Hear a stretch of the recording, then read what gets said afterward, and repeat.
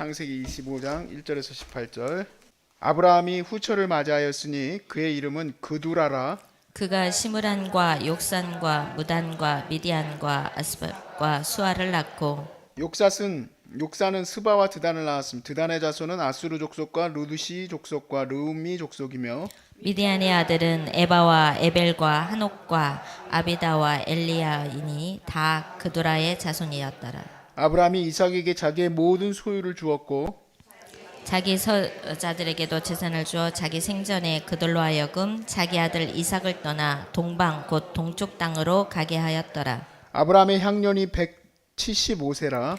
그의 나이가 높고 늙어서 기운이 다하여 죽어 자기 열조에게로 돌아가매 그의 아들들인 이삭과 이스마엘이 그를 마므레 앞 해족속 소알의 아들 에브론의 밭에 있는 막벨라 굴에 장사하였으니 이것은 아브라함이 헷 족속에게서 산 밭이라. 아브라함과 그의 아내 사라가 거기 장사되니라.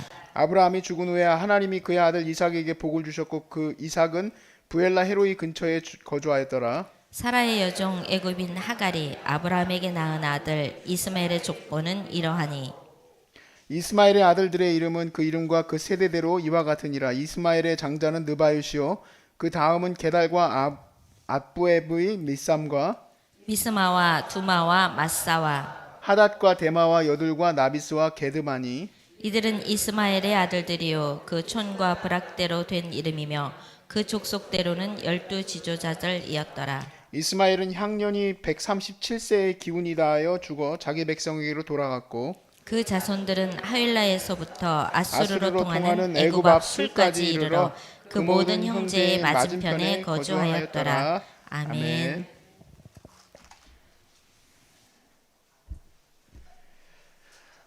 저는 아마누를 돌보고 또 주일이면 이제 노숙자들한테 가서 말씀 전하고 또 그들이 전도할 수 있는 사명을 가질 수 있도록 나름대로 플랜을 가지고 또 교육하고 하는 목사예요. 제가 제일 잘하는 게 설교입니다. 물론 남들하고 비교했을 때는 그 정도는 아니지만 제가 제 삶에서 제일 잘하는 거는 설교고 찬양하는 거예요. 제일 많이 했고 프로페셔널하게 하려면 그거밖에 없는 것 같아요.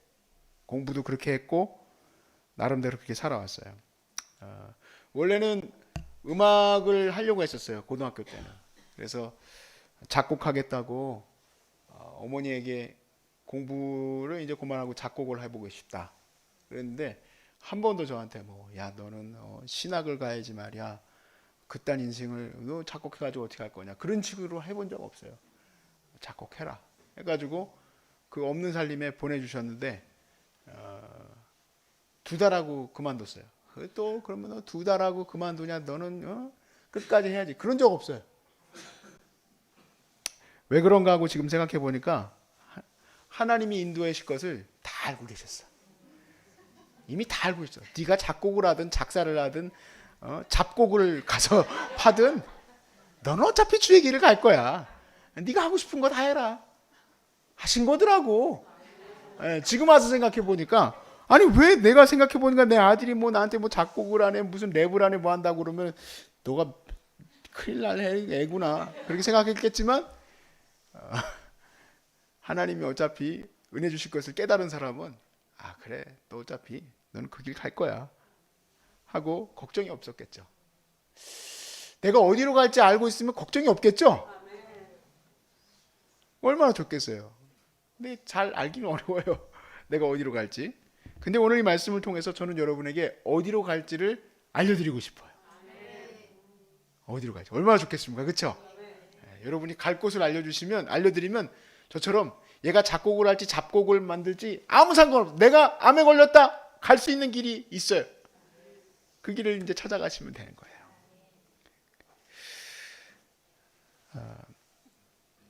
매일같이 삶이 매일이 주어집니다. 내일에 대해서 우리는 걱정이 늘 있어요. 내일 어떻게 할 것인가? 내일 나는 어떤 사역을 할 것인가? 일을 할 것인가? 이런 생각을 꼭 해요. 근데 사랑하는 여러분, 내일을 뭐 할지 지금 알려드린다고 그랬잖아요. 그건 바로 뭐냐면 내일을 걱정하지 마시옵소서. 내일이 아니라 오늘이 주어졌습니다. 오늘이 여러분에게 주어진 거예요. 오늘. 그러니까 내일 할 일은 오늘인 거예요. 오늘. 부탁을 드립니다. 오늘을 주신 것을 잊지 마시기 바랍니다. 네. 오늘은 그래서 영어로도 약간 느낌이 선물이에요. 선물. 네. 오늘은 선물. 내게 주신 선물. 아마누를 돌보다 보니까 여러분들하고는 이제 그런 것까지는 같이 보지는 않지만 저는 정말 많이 힘들어지신 분들에게는 임종 자리까지도 다 가고 제가 이제 처음 여러분에게 질문하는 건 교회 어디 다니십니까? 어디 교회에서 지금 이제 출석하십니까? 물어보면 출석 안 하는 분들도 있어요. 이제 그걸 묻는 이유는 만약에 이제 이분이 어려워지시게 되면 이분은 그 교회에서 이제 맡으실 분인지 아니면 내가 도와드려야 될 분인지를 장례를 도와드려야 될 분인지를 내가 체크업하는 것도 있어요. 그 부분도 있습니다. 그렇게 사실은 저는 삶과 죽음하고 굉장히 가까이 붙어 있어요. 삶이. 그래서 아직 젊지만 이 매일의 삶의 소중함에 대해서 누구보다 많이 느낄 수 있는 기회를 하나님 주신 것 같아요. 오늘이 되게 중요한 거예요. 오늘이.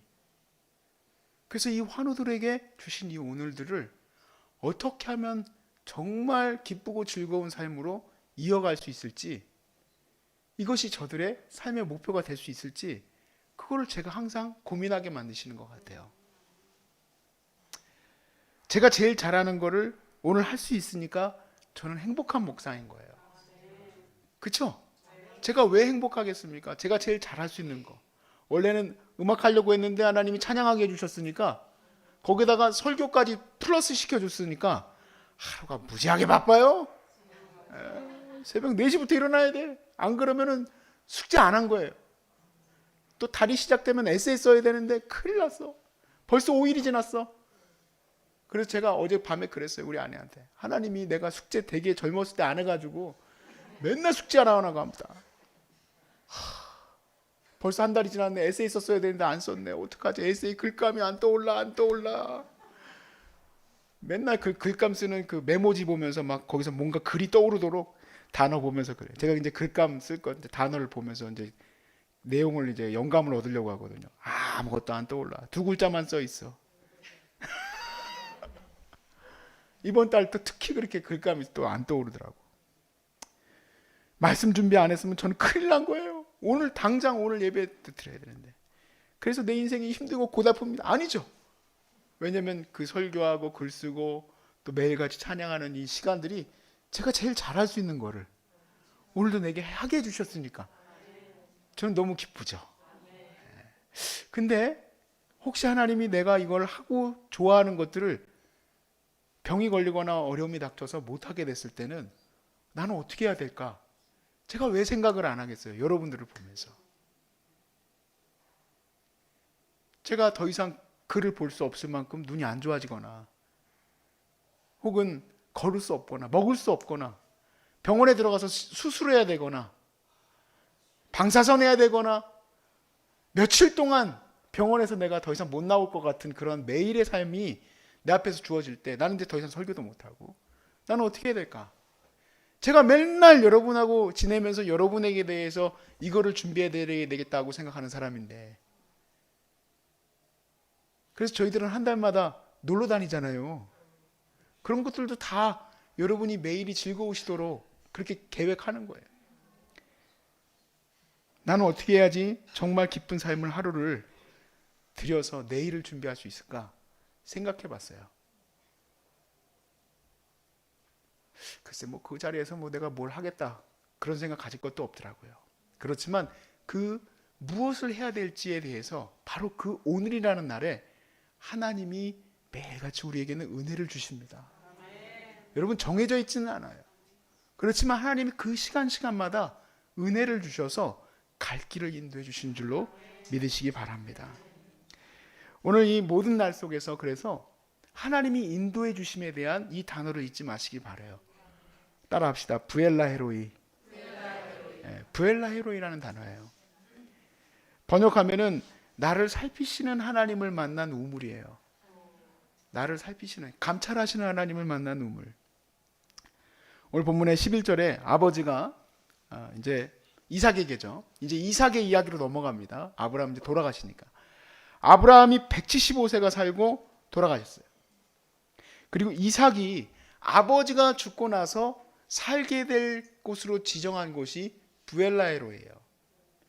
근데 이 부엘라헤로이가 이삭과 연관되어졌을 때에는 조금 한 단계 넘어가서인데, 부엘라헤로이에서 살 때 그의 마음이 어떤 마음일까? 그냥 생각을 해봤어요. 부엘라헤로이는 하갈이 사라에게 핍박을 받고 쫓겨났을 때였어요. 그래서 광야와 같은 그곳에서 자기 아들하고 죽을 거라는 그 공포감이 아니죠. 현실로 받아들여지고 있는 시간이었어요. 그래서 애는 저기서 굶주려가지고 울고 있고, 자기는 아무것도 할 수 없는, 더 이상 내일을 향해서 한 걸음도 걸어갈 수 없는 그 자신의 처지를 생각하면서 내가 이렇게 죽게 생겼구나 하고 엉엉 울 때에 천사가 나타나서 물어봐요. 너는 어디에서 와서 어디로 가느냐? 어디에서 와서 어디로 가느냐? 그 질문을 제가 한번 던져봤어요. 하갈에게. 그랬을 때 성경에는 그렇게 나오지 않지만, 지금 나는 죽음의 공포에서, 과거가 그거죠. 죽음의 공포로 나가고 있습니다. 나는 지금 실망과 좌절 가운데에서 다음 내일이라는 것도 실망과 좌절로 가는 거죠. 근데 이 부엘라 헤로이는 하나님이 그 지금 내 과거와 내 미래로 가는 그 시점 현재에 개입하셔서 그 우물을 발견하게 하세요. 해결할 수 있는. 그래서 하나님이 나를 살피시는구나 하고 깨닫게 되는 거예요. 살피시는구나. 저는 여러분이 여러분의 삶에서 부엘라 헤로이를 만나실 수 있길 바랍니다. 이삭은 어디로 가야 할까요? 이삭은 어디에서 왔고 어디로 가야 할까? 그 질문을 던져봤어요. 이삭이 모든 것을 의지했었던 아버지 아브라함, 안 의지했을 수도 있죠. 성경에 그를 엄청나게 의지했습니다라고 나와 있지는 않습니다. 글쎄요, 그냥 제가 아들로서 생각하기에 이렇게 믿음의 아버지를 두었다면 의지하지 않을 수 없습니다. 신앙의 사람이라면. 왜냐하면 아버지가 산 길은 부자의 길이 아니에요. 물론 부자가 됐습니다만은, 아버지의 산 길은 자기가 삶으로 체득했지만 하나님의 약속의 말씀 안에서 살았어요. 하나님의 약속의 말씀 안에서 살았던 제 부모님도 보니까요, 그 약속의 말씀 안에서 사신 분들을 보면서 나도 그렇게 가야지 라고 생각하니까 의지할 수밖에 없어요. 왜냐면 나는 너무 부족하니까. 나는 너무 부족해.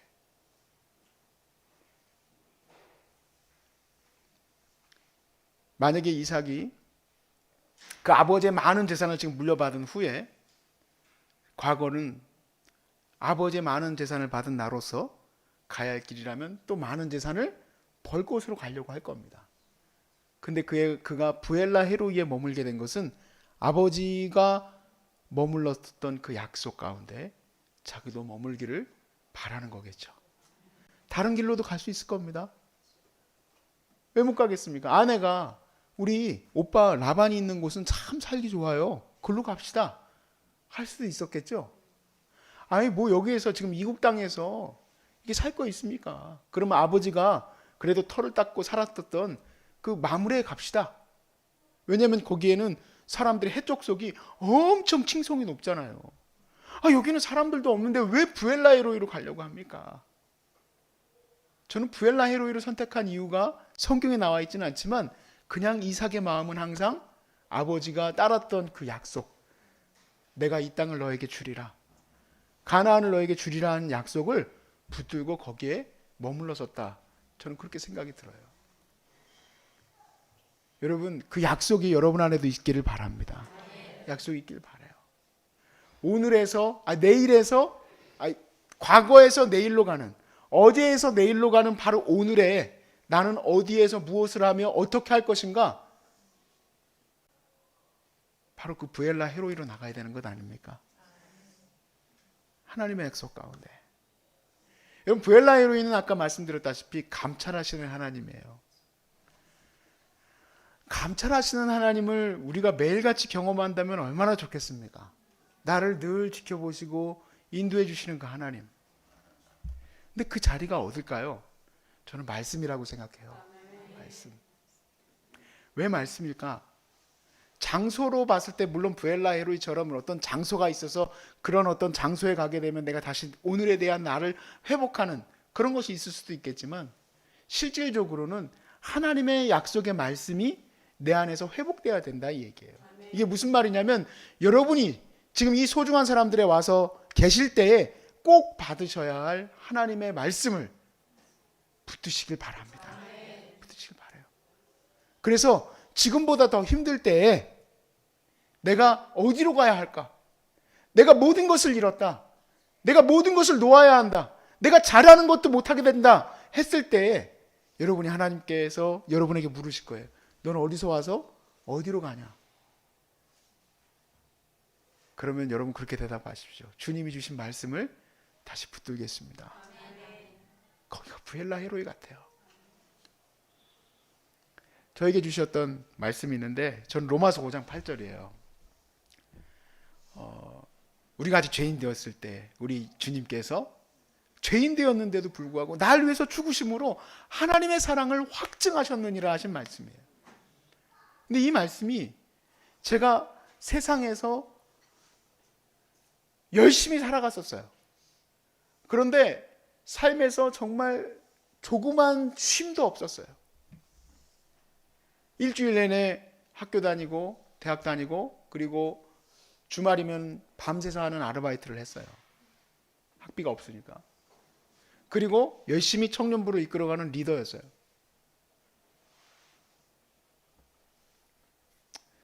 아무 마음에 평강이 없었던 이유는 하나님 사랑을 느낄 수가 없었던 것 같아요. 그래서 잘 나가지도 않던 새벽 예배에 나가서 예배를 드리는데 아버님 교회가 아니고 그냥 동네에 있는 작은 교회 갔었어요. 새벽 예배 2명 나와 있었어. 나까지 해서 3명. 그렇게 작은 교회의 예배였는데, 물론 목사님 말씀에서 로마서 5장 8절은 아니었는데 그 예배에서 하나님이 내게 주신 말씀이었어요. 하나님은 나를 사랑하지 않는 것 같습니다. 그 마음을 하나님께 올려드리니까 하나님이 내게 대답 주신 것은 로마서 5장 8절이었어요. 그래서 제가 그 다음 길로 갈 거를 알게 됐던 바로 그 예배예요. 다음 길이 바로 뭐였냐면 신학교를 가게 된 거예요. 그리고 목회자의 길을 그때부터 갈 수 있게 됐었어요. 하나님이 나 사랑하신다고 하니까 제가 이렇게 단순 무식한가 봐요. 하나님 사랑하신다면 나도 하나님 사랑해야지. 그랬나 봐요. 그래서 지금까지 오게 됐어요. 그런데 힘들 때 내가 모든 것을 내려놓을 수밖에 없다고 생각할 그때마다 제가 찾아가는 곳이 바로 그 말씀이에요. 나를 감찰하시는 하나님, 내게 꼭 뭐가 필요한지를 아셨던 하나님, 그 말씀을 내게 주셨어요. 사랑하는 여러분, 여기에서 바로 그 부엘라 헤로이를 만나시길 바라요. 하나님의 감찰하심을 여러분이 말씀 속에서 만나셔서 영원히 변하지 아니하는 하나님의 말씀을 붙들고 너는 어디에서 와서 어디로 가느냐. 하갈처럼 주님 나는 죽음의 공포에서 죽음의 공포로 가고 있습니다. 내가 바로 생명이다 라고 얘기하시는 하나님을 만나기를 바라고, 하나님 나는 너무너무 어려운 좌절 가운데서 좌절로 갑니다. 내가 바로 승리다. 내가 바로 깃발이다. 다윗에게 말씀하셨던 그 하나님을 만나시길 바라고, 하나님 난 아무것도 준비한 것이 없습니다. 어떻게 해야 됩니까? 그랬을 때 여호와 이레 하나님이다. 나는 뭐를 위해서 준비하는 하나님이다. 나는 그 하나님을 만나셔서 내가 내일을 향해서 어떻게 갈까? 바로 오늘 그 하나님과 함께 동행하는 그 날을 선물 받으시기를 주의 이름으로 축복합니다.